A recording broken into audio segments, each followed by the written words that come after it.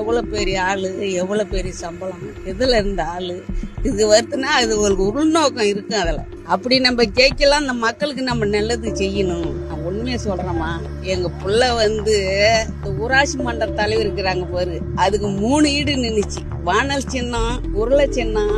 என் புள்ளமா அந்த சின்ன ஒரு எலெக்ஷன் நின்று தோத்து போய் மனசு நொந்து வேதனைப்பட்ட புள்ள தற்கொலை வைக்கும் போது என் புள்ள இவ்வளவு பெரிய தமிழ்நாட்டை ஒரு ஆளை போகுதுன்னா கஷ்டம்தாம்மா. யாரு மனசு யாரும் புரிஞ்சிக்க முடியாதம்மா. அந்த சின்ன ஒரு வேலைக்கு அந்த ஊர்ல அப்படி மாத்திட்டாங்க. 1 கிராமம் மூகித்து எடுத்து கொடுத்தாங்க, அதையும் மாத்திட்டாங்க பணத்துக்காகமா.